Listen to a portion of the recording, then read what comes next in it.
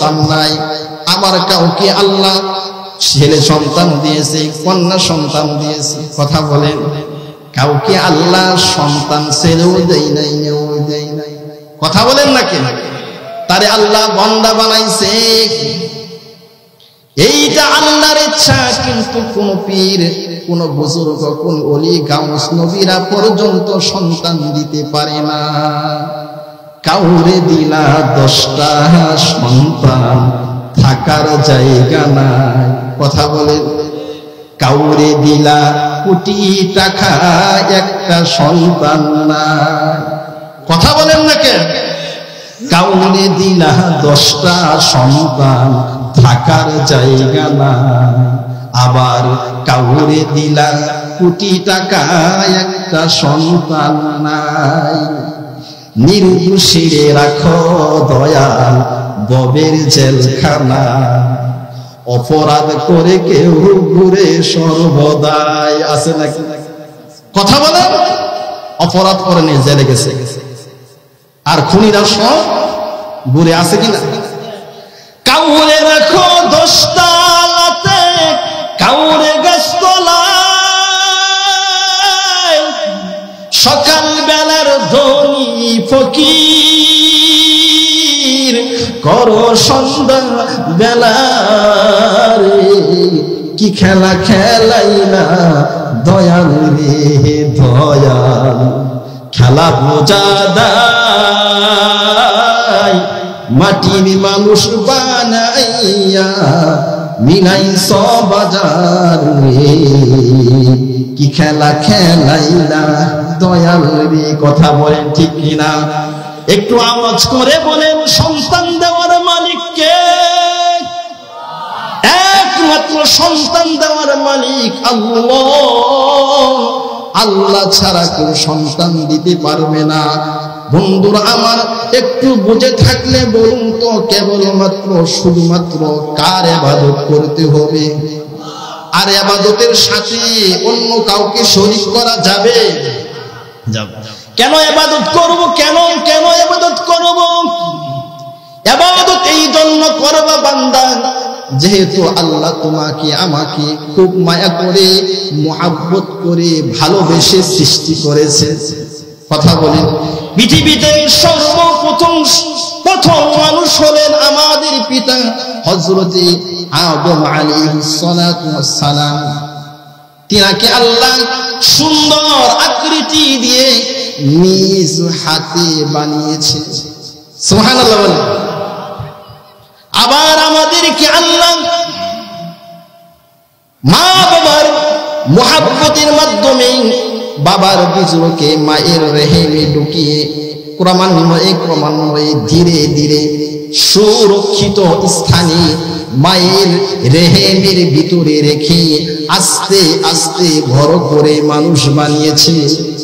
কথা বলেন, আল্লাহ তাআলা বলেন, লাকাদ খলাকনাল ইনসানা মিন সুলালাতিন মিন তিন সুম্মা জাআলনাহু নুতফাতান ফি ক্বরারিন মাকিন সুম্মা খলাকনান নুতফাতা আলাকাতান ফাখলাকনাল আলাকাতা মুদগাতান ফাখলাকনাল মুদগাতা ইযামান ফাকাসাওনাল ইযামা লাহমা সুম্মা আনশা'নাহু খালকান আখার ফাতাবারাকাল্লাহু আহসানুল খালিকিন। একটু আওয়াজ করে আল্লাহর বরত্ব প্রকাশ করি, আল্লাহু আকবার। প্রিয় ভাইরা আমার, আল্লাহ পাক রব্বুল আলামিন অস্তিত্বহীন থেকে আমাদেরকে অস্তিত্ব এনে আস্তে আস্তে ক্রমান্বয়ে খুব সুরক্ষিত একেবারে মায়ের রেহেমের ভিতরে বীর্য থেকে রক্ত, রক্ত থেকে গোশত, গোশত থেকে হাড্ডি, হাড্ডি থেকে আবার হাড্ডির উপরে গোশত দিয়ে, চামড়া দিয়ে, হাত দিয়ে, পা দিয়ে, চোখ দিয়ে একেবারে নিপুণ করে যিনি বানাইলেন তিনি কে? একটু আওয়াজ করে বলেন, আল্লাহ কি আমাদেরকে মায়া করে বানাইছে না? তাহলে যে আল্লাহ এত যত্ন করে মায়া কইরা বানাইলো, সে আল্লাহর গোলামি করতে হবে কিনা? খুব সুন্দর আকৃতি দিয়ে আল্লাহ বানাইলেন। ক্রমান্বয়ে ক্রমান্বয়ে ধীরে ধীরে যে আল্লাহ বানাইলেন সেই আল্লাহর ইবাদত করা আমাদের জন্য ওয়াজিব, ফরজ। কথা বলেন। যার এরকম অসংখ্য অগণিত নিয়ামতের ভিতরে ডুবে রয়েছি, যার নিয়ামত গুলোকে বান্দা গণনা করে শেষ করা যাবে না। শেষ করা যাবে? খাদ্য, পানি, বস্ত্র সহ অসংখ্য অগণিত নিয়ামত রাজিতে আমাদেরকে ডুবিয়ে রেখেছেন। আল্লাহ তাআলা বলেন, ওয়া ইন তাউদ্দু নি'মাতাল্লাহি লা তুহসুহা। বান্দা, যদি তোমরা আল্লাহর নিয়ামতকে গণনা করো তাহলে সংখ্যায় নির্ণয় করতে পারবে না, আল্লাহর নিয়ামতকে গণনা করে শেষ করতে পারবে না। ওয়ামা বিকুম মিন নি'মাতিন মিনাল্লাহ, তোমাদের মধ্যে যে সকল নিয়ামত রাজি আল্লাহ দিয়েছেন এগুলো আল্লাহ তাআলার পক্ষ থেকে। কার পক্ষ থেকে বলেন তো? আপনার শরীরের ভিতরে কত নিয়ামত আল্লাহ দিয়েছেন, দিয়েছেন কিনা? দুইটা হাত দিয়েছেন, দুইটা পা দিয়েছেন, মেধা দিয়েছেন, দুইটা চক্ষু দিয়েছেন, নাক দিয়েছেন, মুখ দিয়েছেন। বলেন তো এক একটা নিয়ামতের দাম কত? দুইটা চক্ষের দাম কত? সারা দুনিয়ার সম্পদ যদি এক পাশে রাখা হয় আর যদি বলা হয় চক্ষুটা তোমার দিয়ে দাও, রাজি হবে? কেননা চক্ষু এত দামি একটা জিনিস। চক্ষু যদি না থাকে তাহলে এই সুন্দর পৃথিবীটা সুন্দর মনে হবে না। কথা বলে। যে মা আমাকে গর্ভ ধারণ করলো সেই মা কি আর দেখা যাবে না? যেই বাবা আমাকে খুব আদর করে বড় করলো সেই বাবাকে দেখা যাবে না? আদরের সোহাগিনী স্ত্রীকে দেখা যাবে না? কলিজার টুকরার সন্তানকে দেখা যাবে না? এই যে আল্লাহ চক্ষু নামক নিয়ামত দান করলো, তাহলে কি সে আল্লাহ সেজদা পাওয়ার উপযুক্ত না? কথা বলেন না কেন? সে আল্লাহ কি গোলামি পাওয়ার উপযুক্ত না? তার গোলামি করতে হবে আমাদের জন্য জরুরি, আবশ্যক। কতটুকু জরুরি? এতটুকু জরুরি, এমন আবশ্যক যেই কারণে আল্লাহ মানুষ এবং জিন জাতিকে সৃষ্টি করেছে। যদি গুরুত্ব না হতো, জরুরি না হতো, আবশ্যক না হতো, তাহলে জিন জাতিকে মানুষ আল্লাহ বানাই। এমন গুরুত্বপূর্ণ আল্লাহর গোলামি করা, আল্লাহর ইবাদত করা, যেই জন্য আল্লাহ মানুষ এবং জিন জাতিকে সৃষ্টি করেছেন। আল্লাহ তাআলা বলেন, ওয়ামা খালাকাতুল জিন্না ওয়াল ইনসা ইল্লা লিয়াবুদুন। আল্লাহ বলেন, আমি মানুষ এবং জিন জাতিকে সৃষ্টি করলাম এই জন্য তারা শুধুমাত্র কেবলমাত্র আমার গোলামি করবে, আমার ইবাদত, আমার দাসত্ব করবে। সুবহানাল্লাহ। প্রিয় ভাইরা আমার, এই গোলামিকে, এই দাসত্বকে সারা পৃথিবীর মধ্যে প্রতিষ্ঠা করার জন্য, এই গোলামির দাওয়াত পৌঁছে দেওয়ার জন্য আল্লাহ পাক রব্বুল আলামিন এই হককে প্রতিষ্ঠিত করার জন্য, ইবাদত মত এই যে একটা হক রয়েছে, এই হককে প্রতিষ্ঠিত করার জন্য আল্লাহ পাক রব্বুল আলামিন যুগে যুগে 315 জন রাসূল সহ 1,40,000 নবীকে এই দুনিয়ার বুকে প্রেরণ করেছে। তারা এসে মানুষদেরকে তাওহীদ তথা এক আল্লাহর প্রতি ইবাদত করার জন্য নির্দেশ দিয়েছেন। বলেছেন তোমরা কেবলমাত্র শুধুমাত্র এক আল্লাহর ইবাদত করো, আল্লাহ ব্যতীত যত ইলাহ রয়েছে, যত মাবুদ রয়েছে, এই সবগুলো তোমরা বর্জন করো।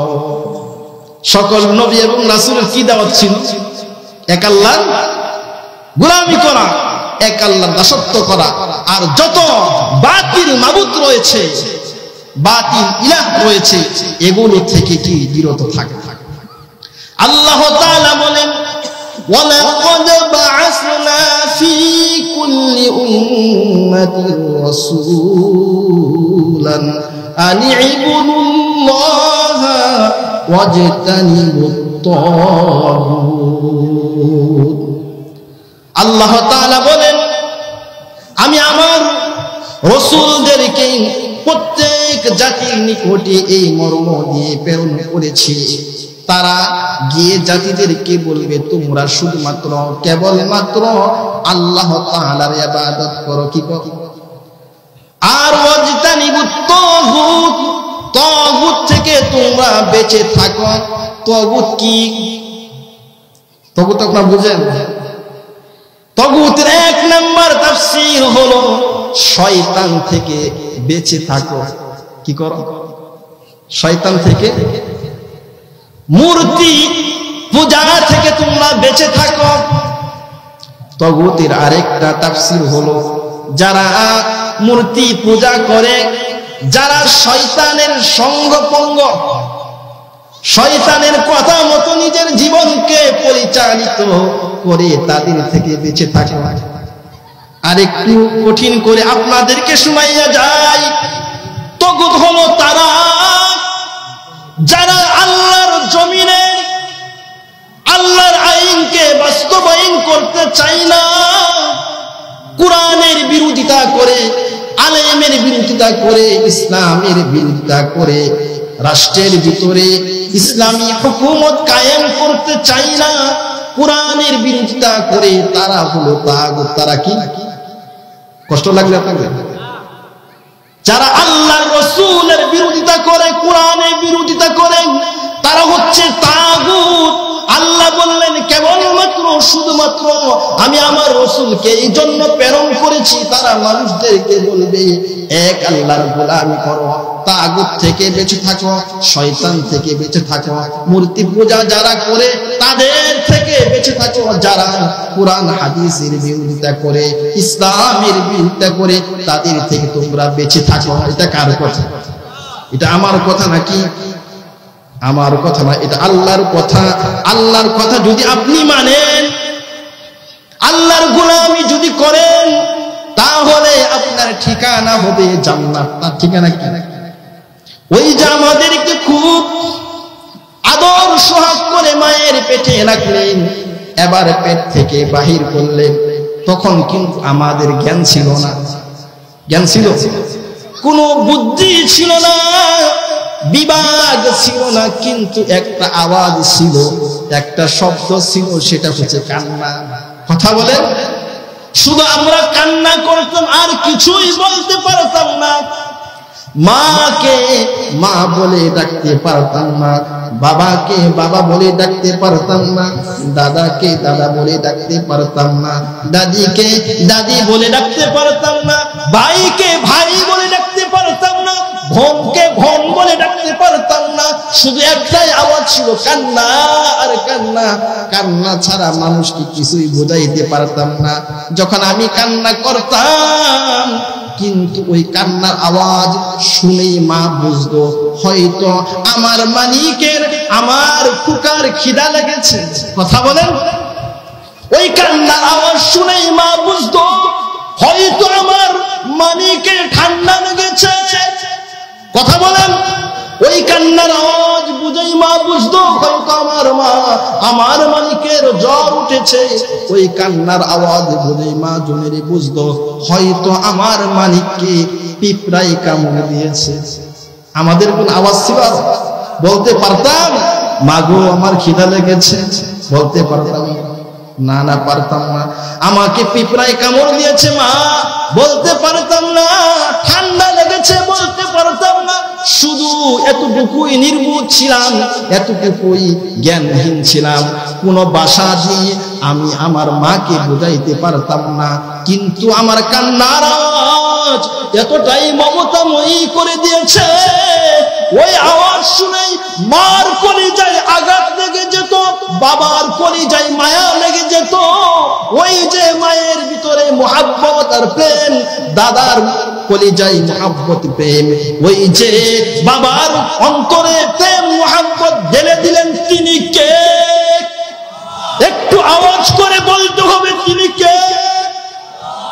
ওই যে মায়ের বুকে আল্লাহ প্রেম দিলেন, ওই আল্লাহ খুব যত্ন করে আমাকে আপনাকে বানাইল। কথা বলেন, কোন কথা ছিল আল্লাহ ওই যে মায়ের পেট থেকে বাহির করলেন, তখন কি ছিল না? জ্ঞানহীন অবস্থায় বের করলেন। তারপরে আল্লাহ কি করলেন? দুনিয়াতে চলতে হবে না? চলতে হবে কিনা? এই চলার জন্য আল্লাহ সামান্য জ্ঞান দিলেন। কি দিলেন? যখন বড় হলেন, বড় হওয়ার পরে আল্লাহ কি করলেন? সামান্য পরিমাণ কি দিছে? জ্ঞান, চলতে যেন পারে। আল্লাহ চক্ষু দিলেন, বিভাগ দিলেন, সামান্য জ্ঞান দিলেন। আবার আল্লাহ বলে দিলেন ওয়াহাদাইনাহুস সাবিলা, আমি তোমাকে জান্নাতের রাস্তা বলে দিলাম, জাহান্নামের রাস্তা বলে দিলাম।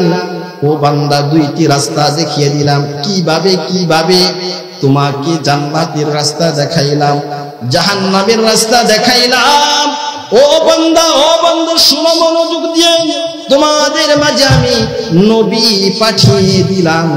নবী তোমাদেরকে জান্নাতের কথা বলল যে ও উম্মত আমার, তুমি যদি এই রাস্তায় যাও তাহলে তোমার ঠিকানা জান্নাত, এই রাস্তায় গেলে তোমার ঠিকানা জাহান্নাম। আরেকটি হলো আমাদেরকে আল্লাহ জান্নাত দেখাইলেন কোরআন নাজিলের মাধ্যমে। কোরআন বলে দিল বান্দা যদি এইভাবে চলো তাহলে তুমি জান্নাতে চলে যাবা, আর যদি তুমি এইভাবে চলো তাহলে তুমি জাহান্নামে যাবা।